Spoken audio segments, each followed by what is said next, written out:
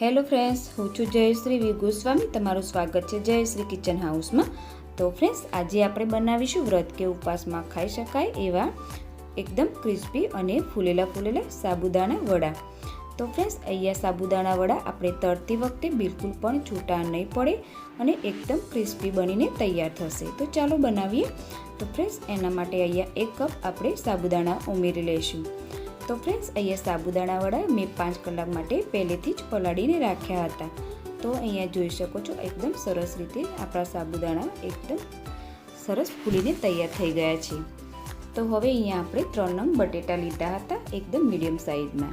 તો તેને પણ મેં પહેલેથી જ બાફીને તેને પહેલાં ઠંડા કરી લીધા, પછી તેને મેશ કરીને જ આપણે ઉમેરીશું. તો હવે અહીંયા આપણે અડધો કપ સિંગદાણા ઉમેરી લઈશું. અહીંયા આપણે સિંગદાણા ઉમેરવાથી પણ આપણા વડા જે એકદમ ક્રિસ્પી અને એકદમ ક્રન્ચી બનીને તૈયાર થશે. હવે અહીંયા આપણે 1 ચમચી આદુ અને અહીંયા કાળા મરીનો પાવડર ઉમેરી લઈશું. તમે જો ફ્રેન્ડ્સ ના ખાતા હોય તો આદુને સ્કીપ કરી શકો છો. તો અહીંયા આપણે મોળા મરચાં લીધા છે 2 નંગ, તે ઉમેરી લઈશું અને અહીંયા આપણે ફ્રેશ લીલા ધાણા ઉમેરી લઈશું. તો હવે અહીંયા આપણે સાબુદાણા વડા ચટપટા બનાવવા માટે 1 લીંબુનો રસ ઉમેરી લઈશું. હવે સ્વાદ અનુસાર મીઠું ઉમેરી લઈશું.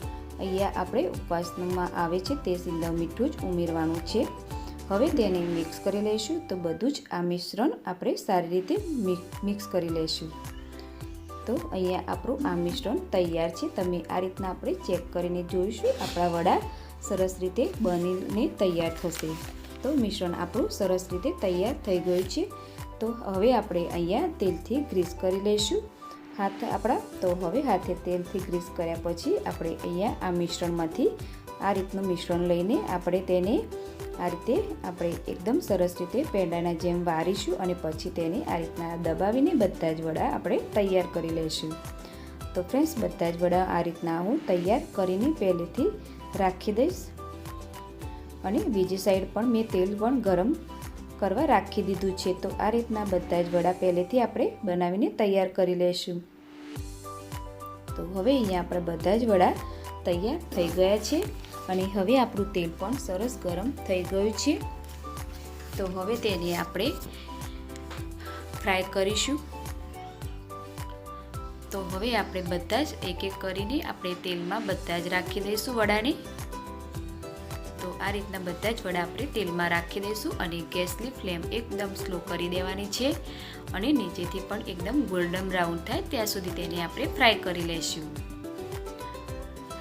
તો બસ હવે અહીંયા આપણા જે વડા છે તે નીચેથી સરસ એવા ગોલ્ડન બ્રાઉન થઈ ગયા છે. તો તેને હવે બીજી સાઈડ આપણે પલટાવીશું અને તેને પણ બીજી સાઈડ સરસ રીતે ગોલ્ડન બ્રાઉન થવા દઈશું. તો ફ્રેન્ડ્સ, તમે જોઈ શકો છો ઉપરથી સરસ એવો કલર પણ ચેન્જ થઈ ગયો છે અને આપણા વડા પણ એકદમ ક્રિસ્પી બનીને તૈયાર થઈ ગયા છે. તો હવે તેને આપણે ગેસની ફ્લેમ બંધ કરી દઈશું અને તેને હવે આપણે એક પ્લેટમાં તેને કાઢી લઈશું. તો બધા જ આપણે સાબુદાણા વડા છે તે પ્લેટમાં કાઢી લઈશું અને એને હવે આપણે ચટણી કે કેચઅપ સાથે તમે સર્વ કરી શકો છો અને નાનાથી લઈને મોટા બધાને આ ઉપવાસમાં ખાઈ શકાય છે. અને ફ્રેન્ડ્સ, તમને જો મારો વિડીયો ગમ્યો હોય તો મારી ચેનલ જયશ્રી કિચન હાઉસને સબસ્ક્રાઈબ કરજો અને બાજુમાં આપેલ બેલ આઇકનને પ્રેસ કરજો, જેથી મારી દરેક રેસીપીની નોટિફિકેશન તમને સૌથી પહેલાં મળે. અને મને કમેન્ટમાં જણાવજો કે તમને મારી આ રેસીપી કેવી લાગી અને તમે ક્યાંથી અને કઈ સિટીમાંથી આ વિડીયો જોઈ રહ્યા છો તે મને કમેન્ટમાં જણાવજો. Thank you so much for watching.